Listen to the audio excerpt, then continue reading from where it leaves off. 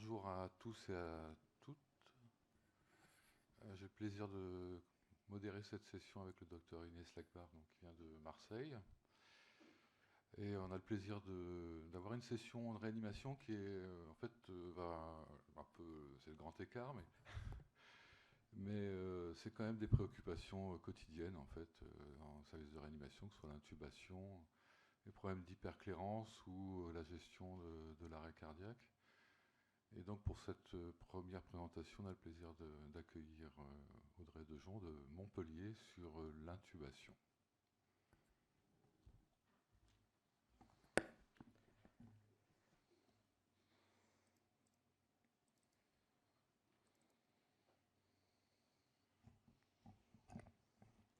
Bonjour à tous.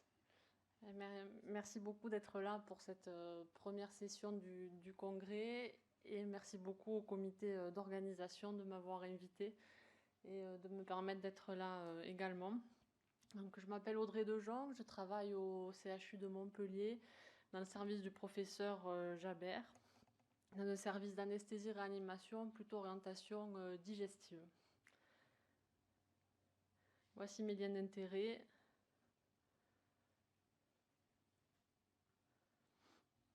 Donc on vient de faire justement sur ce sujet de l'intubation en réanimation une mise à jour récente d'Intensive Care Médecine qui vient de sortir. Donc vous pourrez bon, c'est en anglais, mais vous pouvez vous y référer si jamais vous avez besoin de précision. Ce topo va essentiellement reprendre cette mise à jour qui elle-même s'appuie sur les plus anciennes recommandations d'experts qui avaient été faites par la SFAR et la SRLF sur l'intubation et en réanimation en 2016. Dans l'intubation en réanimation, lorsqu'on regarde cette première grande étude qui avait été faite par Samir Jaber et son équipe en 2006, c'est compliqué, puisqu'on a quand même quasiment la moitié des intubations faites en secteur de réanimation qui se compliquent, et on a quand même 25 à 40% de complications qui sont des complications sévères. Et ce qu'on voit là, c'est que les deux principales complications de l'intubation qu'on observe en termes de fréquence, donc ça c'était une étude qui est parue en 2006, donc à peu près il y a 20 ans, 25% d'hypoxémie et 25% d'hypotension. Donc on voit déjà que c'est les deux risques qu'on va le plus craindre lors de toute procédure d'intubation en réanimation. 20 ans plus tard, il y a eu la même étude qui a été faite, cette fois-ci sur plusieurs pays, 29 pays, international, c'était l'Intube Study qui est paru dans le JAMA l'année dernière. Et dans cette étude, à nouveau, on retrouvait toujours les deux mêmes principales complications de l'intubation, avec cette fois-ci l'hypotension en pole position, avec 43% des intubations, donc presque une sur deux qui se compliquaient d'hypotension. Je ne sais pas si ça correspond à vos pratiques, on aura peut-être le temps d'en discuter ensuite. Et 9% qui se compliquaient d'hypoxémie sévère, c'est-à-dire une saturation inférieure à 80%. Lorsqu'on regarde l'arrêt cardiaque pendant l'intubation en réanimation, de ce qui nous fait le plus peur, là aussi pas de différence selon les périodes analysées.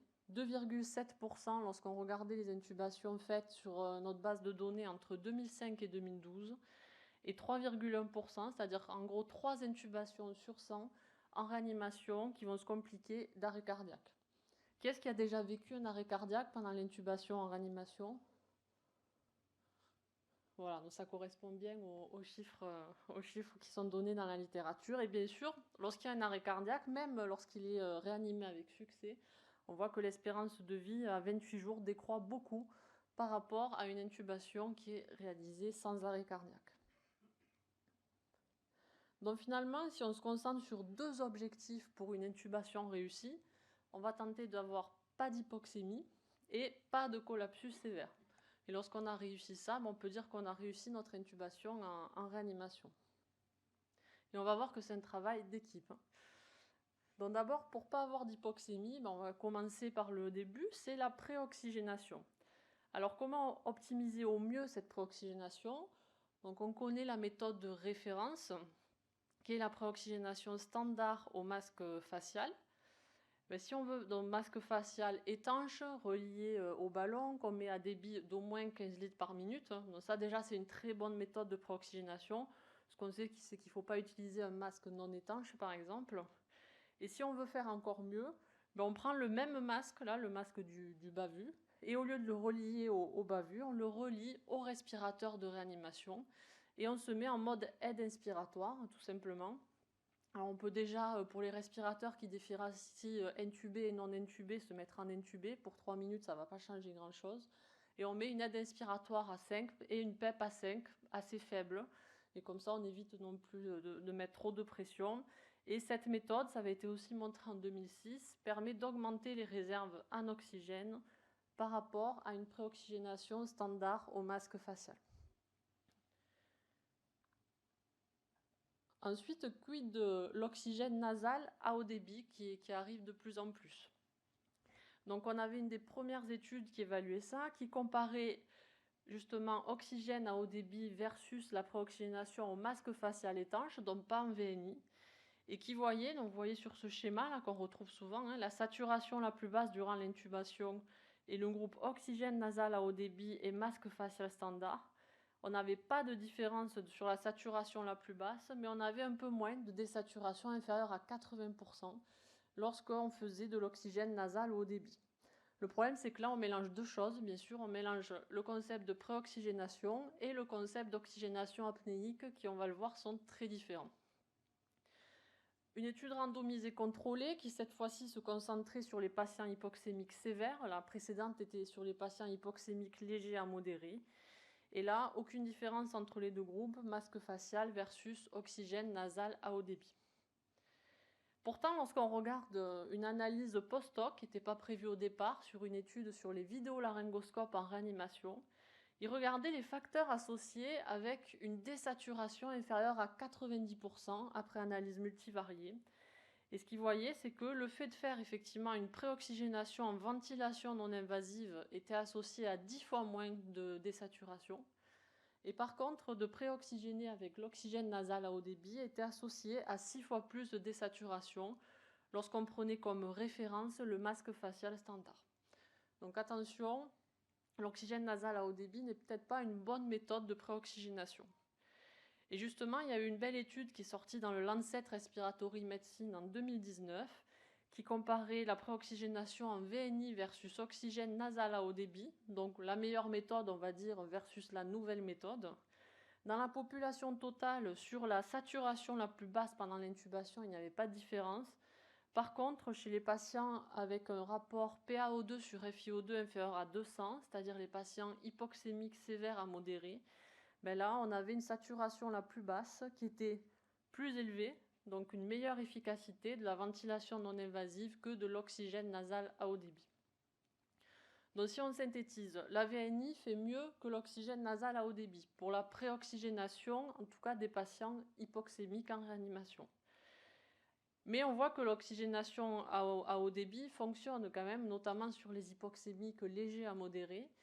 Donc on s'est dit pourquoi pas associer les deux et combiner une préoxygénation optimale avec une aide inspiratoire et une PEP, et dessous mettre les lunettes d'oxygénation à haut débit afin de permettre une oxygénation apnéique lorsqu'on retire le masque, comme on voit ici sur la photo, et donc en cas d'intubation un peu longue, de continuer potentiellement à oxygéner le patient. Donc on appelait ça la méthode de préoxygénation Optiniv, VNI plus Optiflow, donc oxygène nasal à haut débit. Et lorsqu'on a appliqué cette méthode, on a vu que sur toujours le même schéma, la saturation la plus basse pendant l'intubation, on avait moins de désaturation pendant l'intubation lorsqu'on rajoutait l'oxygène nasal à haut débit. Donc un deuxième message, c'est que chez les patients qui sont vraiment à haut risque, ou chez qui, par exemple, on avait déjà de l'oxygène nasal à haut débit, on peut associer deux méthodes de préoxygénation. Il ne faut pas opposer les choses. Donc là, nous, on avait testé VNI, la méthode de référence, plus oxygène nasal à haut débit. Mais aussi, vous pouvez faire un masque facial étanche relié au bas-vu, plus oxygène nasal à haut débit. Et donc, vous mettre dans les meilleures conditions pour limiter le risque de désaturation. Alors, peut-être pas chez tous nos patients de réanimation, puisque bien sûr ça nécessite plusieurs prises d'oxygène, une pour l'oxygène nasal à haut débit, une pour le respirateur classique et une pour le bas-vu qu'il faut toujours avoir au cas où branché en secours. Un autre message, c'est que pendant l'apnée, chez nos patients qui ne sont pas à très haut risque d'inhalation, c'est-à-dire le patient qui n'est pas en péritonite par exemple, la ventilation au masque peut être réalisée. Et ça, c'était un dogme qu'on avait dans les années précédentes. Je pense que moi, j'avais appris ça étant interne, surtout pas de ventilation au masque dans l'induction à séquence rapide. Mais justement, en 2019, il y a une étude qui est sortie dans le New England Journal of Medicine et qui a regardé intubation à séquence rapide chez des patients pas forcément à haut risque d'inhalation, on essayait d'éviter, mais ça peut être par exemple la pneumonie qui va être intubée au bout de 2 jours de pneumonie, ces patients-là, pas les estomacs pleins connus. Et il comparait une ventilation au masque pendant l'apnée, donc juste après l'induction, en séquence rapide, et l'absence de ventilation. Et sans surprise, il y avait beaucoup moins de désaturation en oxygène pendant l'intubation lorsqu'on ventilait au masque ces patients 2-3 fois pendant l'apnée par rapport à si on ne faisait pas de ventilation. Donc là encore, c'est une évaluation du rapport bénéfice-risque entre votre risque d'inhalation et votre risque de désaturation. Peut-être que par exemple, un patient avec le Covid où on craint vraiment une désaturation très rapide, ça sera une bonne méthode à faire. Le patient qui est en péritonite, qu'on intube pour la chirurgie, mais qui est juste hémodynamiquement instable et pas hypoxémique, celui-là, ça ne sera probablement pas le bon patient pour faire ça. Donc à évaluer selon chaque patient. Donc pour une intubation réussie, on ne reprend pas d'hypoxémie, pas de collapsus sévère, mais quelque chose qui va permettre de faire les deux, c'est de faire un bon choix des drogues anesthésiques utilisées. Alors, quelle drogue à utiliser? Alors dans les nouveautés, j'essaie de me concentrer sur les nouveautés parce que sinon bien sûr il y aurait beaucoup à dire. C'est sorti cette année dans Intensive Care Médecine. Les patients intubés en urgence, ils comparaient deux groupes. La question classique, kétamine ou étomidate. Alors les doses étaient assez réduites. Vous voyez les doses 1 à 2 mg par kilo de kétamine de poids prédit et étomidate 0,2 à 0,3 mg par kilo de poids prédit. Et sur le critère principal, qui était la probabilité de survie à J7, on avait une meilleure probabilité de survie lorsqu'on utilisait la kétamine par rapport à l'étomidate. Par contre, on voit qu'à J28, on n'avait aucune différence entre les deux groupes. Donc on peut déjà dire de cette étude que les deux médicaments sont des bons médicaments pour induction à séquence rapide, qu'après, nous, on a comme pratique effectivement d'utiliser la kétamine en première intention, mais à faible dose, puisque quand on l'utilise à trop forte dose, on va voir, il peut aussi avoir des effets hémodynamiques dépresseurs, davantage que l'étomidate. Donc, dans la revue récente d'ICM, on a fait un tableau qui synthétise justement les pros et cons, les avantages et les inconvénients des hypnotiques et des curares qu'on utilise pour l'induction à séquence rapide. Bon, déjà, l'induction à séquence rapide, c'est un hypnotique et un curare. Pour l'instant, la littérature ne permet pas de recommander d'associer un morphinique. On est bien sûr dans l'intubation, en réanimation, en situation d'urgence. Et dans les hypnotiques, on a l'étomidate, la kétamine et le propofol.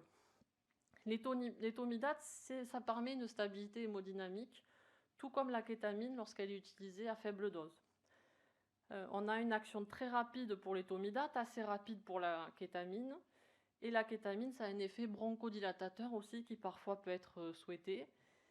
Les inconvénients, c'est l'insuffisance cortico-surrénalienne avec l'étomidate, mais sans trop de retentissement clinique d'après les différentes études qui ont été faites.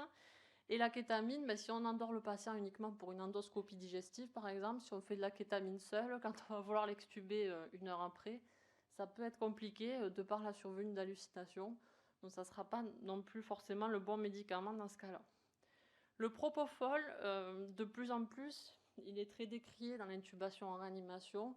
On a des études qui viennent de sortir, notamment des analyses post-hoc de l'étude Entube qui était sortie dans le JAMA en 2021, qui ont montré que faire du propofol était associé à beaucoup de détérioration hémodynamique. C'était même le seul facteur indépendant d'hypotension autour de l'intubation retrouvé. Donc si on l'utilise, c'est vraiment avec précaution et à de très très faibles doses. Et le curare, on a le choix entre deux actions rapides, soit la succinylcholine, soit le rocuronium. La succinylcholine permet une légère meilleure visualisation glottique, mais elle reste très bonne aussi avec le rocuronium. L'avantage du rocuronium, c'est qu'il y a moins de risque d'hyperkaliémie et qu'on a un antidote si besoin.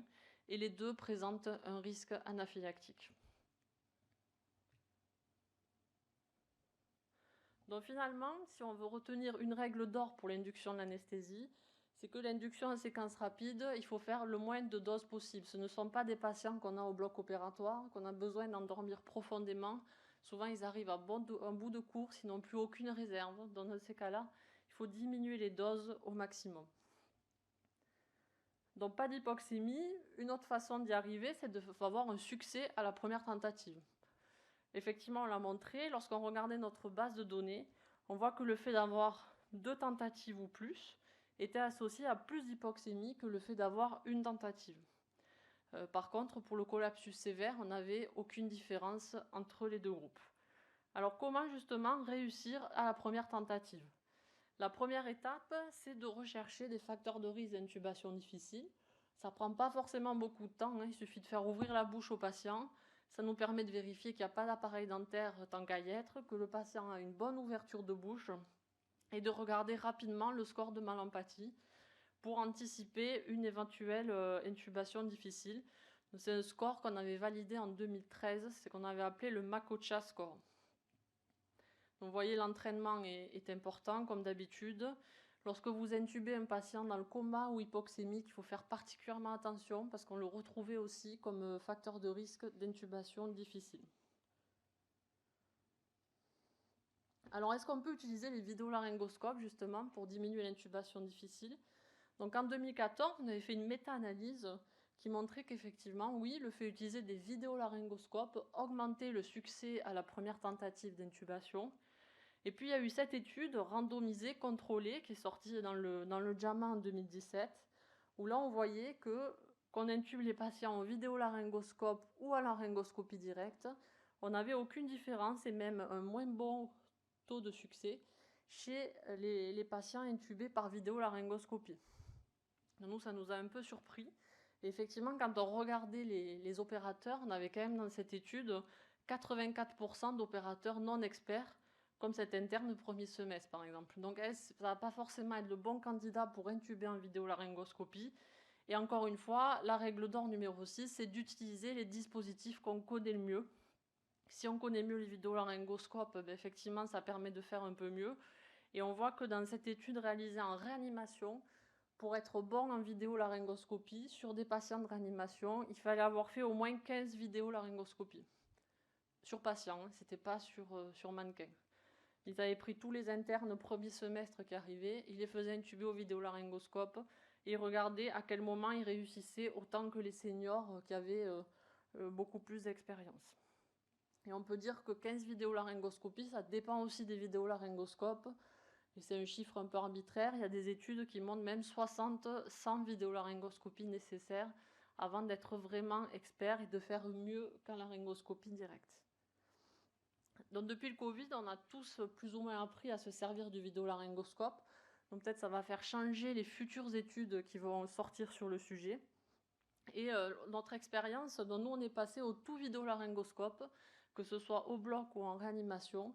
Donc c'est ce qu'on rapporte là sur notre expérience au bloc opératoire. Là vous voyez Thomas Farah qui a passé sa thèse là-dessus l'année dernière. Et donc ce qu'on a montré, c'est que lorsqu'on utilisait le Macintosh pour le succès à la première tentative, vous voyez c'était dans les années 2017-2018, on avait autour de 94-95% de succès.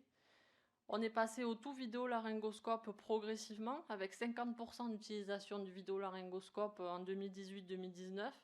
Et là, notre taux d'airway facile a augmenté. Et finalement, à la fin, après la période Covid, on passe quasiment au tout vidéolaryngoscope. Là, on passe à quasiment 100% d'airway facile, donc d'intubation réussie du premier coup sans complications. Pendant ce temps, le centre voisin, qui n'avait pas adopté cette technique, lui, restait autour, vous voyez, de 92-93% d'airway facile. Donc, on peut dire que ce n'était pas un effet de temps et un effet amélioration des pratiques d'anesthésie.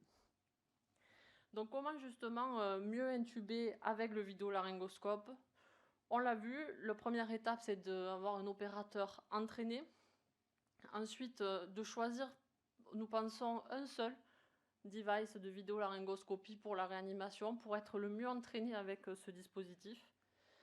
Et lorsqu'on utilise des vidéolaryngoscopes sans canal, d'utiliser pour l'intubation en réanimation, on ne peut pas se permettre la moindre erreur d'emblée un stylet pour intuber. Donc il y a des vidéolaryngoscopes qui ont les stylets fournis avec. Sinon, le stylet malléable peut faire très bien avec ces vidéolaryngoscopes.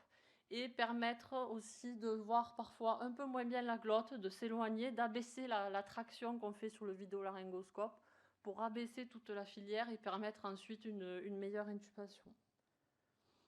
Donc si jamais on n'a pas l'expertise et qu'on continue comme à Clermont-Ferrand à utiliser le laryngoscope direct, ben ils ont montré dans une étude qui vient de sortir cette année aussi que le fait d'intuber avec une lame Mac 3 faisait mieux que d'intuber avec une lame Macintosh 4. Donc là encore, ça remet tous les dogmes en question parce que ce n'est pas forcément ce qu'on a appris, mais c'est probablement à prendre en compte et à confirmer dans de futures études. Et on avait fait l'étude Stiletto ces dernières années, donc je remercie tous ceux qui ont participé dans la salle à l'étude Stiletto, où on comparait aussi en laryngoscopie directe, intubation standard et intubation avec un stylet. Et on montrait qu'on avait plus de succès à la première tentative lorsqu'on mettait un stylet dans la sonde par rapport à lorsqu'on n'en mettait pas, sans différence de complications. Donc là aussi, finalement, comme avec le vidéolaryngoscope sans canal, utiliser un stylet malléable d'emblée, en le retirant bien avant d'entrer dans la glotte pour éviter toute lésion, peut aider à augmenter le succès d'intubation à la première tentative. Il y a une étude américaine là, qui est sortie dans le JAMA en 2021, où ils comparaient, quel que soit le laryngoscope utilisé, Macintosh ou vidéolaryngoscope, stylet, dont le stylet malléable, versus bougie, tel que ce qu'on a l'habitude d'utiliser en France, le Cook et l'Eichmann. Il n'y avait aucune différence entre les deux méthodes. Donc les deux semblent pouvoir être applicables. Avec les vidéolaryngoscopes, ça dépend desquels. Il faut s'adapter à votre vidéolaryngoscope. Donc la règle d'or numéro 7, c'est que quel que soit votre algorithme de gestion des voies aériennes, il faut le connaître. Donc là, on en a proposé un qu'on ne va pas détailler, qui nous est basé essentiellement sur l'utilisation du vidéolaryngoscope, puisque c'est ce qu'on fait en routine. Mais l'important, c'est d'avoir dans sa tête tout le déroulé des étapes qui est clair et qu'on va faire rapidement en cas de besoin. Enfin, pour être sûr qu'il n'y a pas d'hypoxémie, il faut avoir intubé dans la trachée, on est bien d'accord. Et donc, on le répète parce que dans l'étude Intube, il n'y avait que 20 à 30% des centres qui utilisaient une capnographie. En France, ça commence à être utilisé de plus en plus largement en réanimation. Donc, la capnographie est indispensable. Donc, il faut bien penser à la tester avant d'intuber. Si vous préoxygénez en VNI, l'avantage, c'est que vous avez déjà votre courbe de capnographie. Donc, vous savez que votre capnographe fonctionne avec la courbe affichée. Et enfin, si on s'intéresse à la dernière partie, pas de collapsus sévère, c'est peut-être le point le plus important, hein. On a vu que quasiment une intubation sur deux se complique de collapsus sévère. Il faut anticiper avant intubation. Donc là, j'ai une petite question pour la salle. Qui met systématiquement de la noradrénaline avant d'intuber en réanimation? Ah oui, quand même pas mal. Bon, quasiment la moitié en prenant en compte les non-répondants. Et bien effectivement, il faut optimiser la prise en charge hémodynamique et ce, dès avant l'intubation. Et donc, il y a deux moyens finalement, soit le remplissage, soit les vasopresseurs. Et ce qu'on pense, c'est que lorsqu'on associe les deux, c'est là qu'on permet de diminuer les complications sévères liées à l'intubation et particulièrement le collapsus sévère. Alors, on a plusieurs études qui ont évalué le remplissage seul, des larges études américaines randomisées contrôlées, et qui n'ont pas montré de différence, vous voyez, entre remplissage et pas de remplissage. Mais il y avait des limites, bien sûr, et surtout, c'était le remplissage tout seul qui était évalué. Et maintenant, avec la littérature existante, encore une étude en 2022 qui confirme cela, on peut dire que le remplissage seul ne fonctionne pas très bien chez les patients, que c'est l'association des deux, et donc comme d'habitude, l'optimisation hémodynamique au sens large, qui va permettre de diminuer le collapsus sévère suivant l'intubation. Donc la dernière règle d'or, on va terminer là-dessus, c'est finalement utiliser une espèce de checklist de bundle d'intubation où on va tenter de tout faire bien. Donc on l'a mis à jour récemment dans la revue. 2 opérateurs, si possible. Donc nous, il faut toujours qu'il y ait l'interne et le senior. Le senior n'intube pas tout seul et l'interne non plus, parce qu'on est mieux à 4 mains qu'à 2. Alors après, on a la chance de travailler au CHU. Je sais qu'il n'y a pas toujours 2 opérateurs disponibles. Le remplissage associé avec une introduction précoce des vasopresseurs. On prépare dès le début la sédation à long terme. On préoxygène, et j'en ai pas parlé, mais c'est aussi important, surtout chez le patient stable hémodynamiquement, mettre légèrement demi-assis pour diminuer la désaturation pendant l'intubation. Les méthodes de préoxygénation, on en a largement parlé. Utiliser la méthode qu'on connaît le mieux pour intuber. Si on connaît mieux le vidéolaryngoscope, tant mieux, ça permet quand même d'améliorer les conditions d'intubation. Une induction en séquence rapide. La manœuvre de Selig, on pourrait faire un topo entier là-dessus, donc on ne va pas en parler. Pour l'instant, elle est toujours recommandée, surtout chez les patients qui sont à très haut risque d'inhalation. Et ventiler lorsque vous pensez que justement le risque de désaturation est supérieur au risque d'inhalation après l'induction en séquence rapide. Et enfin, après l'intubation, la capnographie qu'on a vérifiée avant, et puis toute la gestion ventilatoire habituelle, en ne mettant pas d'emblée une PEP réglée, bien sûr, pour une prise en charge du SDRA. Montez la PEP progressivement, attendez la stabilisation hémodynamique avant de faire une éventuelle manœuvre de recrutement. Voilà, donc pour conclure, voici les 10 règles d'or pour l'intubation en réanimation. Et donc on insiste sur une bonne préoxygénation, une induction en séquence rapide, la capnographie et le matériel qu'on connaît le mieux pour la gestion des voies aériennes avec un remplissage associé à des vasopresseurs mis si possible avant d'intuber. On peut les mettre sur 2 voies périphériques, c'est ce qu'on fait lorsqu'on n'a pas le temps de mettre une voie centrale ou que le patient ne s'y porte pas. Une voie périphérique où vous mettez que des amines et une autre où vous faites votre induction. On pourra en reparler si vous souhaitez. Donc merci beaucoup à toute la team de Montpellier qui ont permis ces études et surtout à tous les centres qui ont participé aux différentes études multicentriques du professeur Jabert et de l'équipe. Voilà, merci.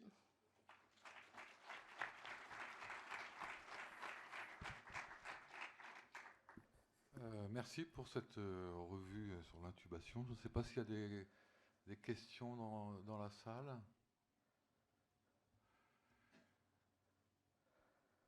Alors moi j'ai deux... Enfin, en fait, il n'y a pas une bonne méthode pour intuber, en fait, finalement. C'est ça. Est-ce qu'il y a un intérêt, par exemple, à faire comme un peu une checklist, on pourrait dire ce malade-là, voilà, il a ça, ça, ça, donc je fais ça, je fais VNI, point. Celui-là, je fais BAVU, et l'autre, le pire, je fais VNI et Optiflow. Oui, absolument. Oui. Individualiser la prise en charge, ça semble la prochaine étape, puisque ce qu'on voit, c'est que finalement, en 20 ans, on n'a pas tellement changé le nombre de complications. Donc peut-être justement parce que tout faire pour un patient qui n'en a pas besoin, c'est assez décourageant et on n'en voit pas l'utilité. Et au contraire, se concentrer sur des patients sélectionnés selon les différents facteurs de risque, ça pourrait permettre de davantage diminuer les complications. Donc oui. Oui. Oui.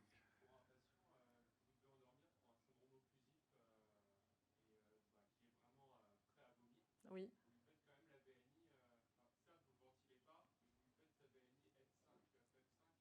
Oui, alors la question c'est pour un patient syndrome occlusif qui vraiment a envie de vomir, comment on fait pour préoxygéner. Dans ce cas, on fait qu'une PEP. Donc on met le masque et on met uniquement une PEP à 5. On fait juste de la CPAP. Si vraiment on évite de mettre toute pression surajoutée.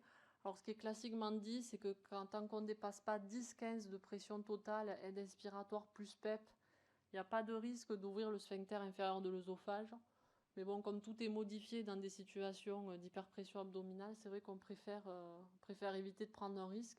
Et dans ce cas, c'est peut-être la bonne indication pour faire du BAVU, par exemple, et associer de l'oxygène nasal à haut débit, qui, elle, ne va pas entraîner a priori de surinhalation. Et nous, dans ces cas-là, on continue à faire la manœuvre de Selig, parce qu'on a quand même 2 ou 3 praticiens qui racontent qu'après l'avoir lâché, ils ont du liquide gastrique qui remontait passivement, justement. Donc, chez ces patients-là sélectionnés, on la continue. Après, ça peut être débattu. Dans la même idée de cas particulier pour la préoxygénation, quelle est la place de la delayed sequence induction chez les patients qui sont hypoxémiques et qui ne tolèrent pas du tout la préoxygénation, qui sont très agités, s'arrachent tout, chez qui on peut mettre ni masque ni Optiflow. Est-ce que vous le faites et est-ce que vous le recommandez? Alors, delayed, ça veut dire quoi? Ça veut dire faire retardé, je suppose. Mais... Ouais, ça veut dire faire une toute petite dose ou une demi-dose maxi de kétamine afin de l'apaiser jusqu'à ce qu'on puisse lui mettre bien un masque sur le visage. Ouais, effectivement. Alors, non, c'est pas une pratique qu'on a. Dans ce cas, après, effectivement, ça revient à faire de la cuisine anesthésique qu'on fait tous, je pense, dans ces cas-là. Mais de là à dire quelque chose d'officiel, nous, dans l'équipe, dans ce cas, on ferait 2-3 mg de propofol uniquement avant de faire l'induction pour le calmer. On le préoxygène tranquillement et ensuite on fait notre induction. Peut-être qu'un peu de kétamine, ça fonctionne aussi. Effectivement, on a moins l'expérience, mais pourquoi pas. Mais après, voilà, ça revient un peu... En tout cas, c'est vraiment des cas très particuliers, effectivement, et c'est pas ce qu'il faut retenir pour la population en général, où là, c'est quand même induction, séquence rapide, claire, quoi. Voilà.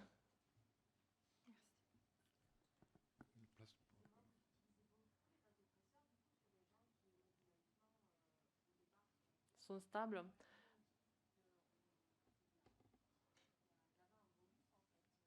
Oui.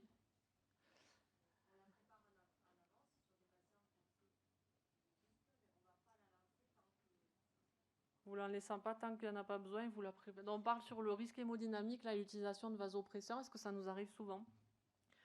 Oui, maintenant on le fait quasi systématiquement. On met de la noradrénaline IVSE avant de commencer, à faible dose. Et si ça sert à rien, ben, tant mieux, on l'arrête juste en suivant. Mais souvent, quand même, pendant le quart d'heure qui suit l'intubation, on en a vraiment besoin. Alors, vous parlez de la baby noradrénaline, c'est ça, à 10 gamma. Comme on utilise au bloc opératoire, hein, ça peut aussi, bien sûr, être utilisé, notamment si on n'a qu'une seule voie veineuse périphérique. Ça a l'avantage de pouvoir être injecté en bolus et d'être un peu plus maniable. Donc oui, après on manque de littérature sur le sujet, que ce soit sur les vasopresseurs à 0,5 mg par millilitre par exemple, ou sur la baby noradrénaline. Dans les deux cas, il y a tout à faire au niveau littérature. Il y a 1 ou 2 études en cours, mais qui ne suffiront pas à répondre aux questions. Donc n'hésitez pas hein, si vous voulez étudier. Très bien, merci beaucoup.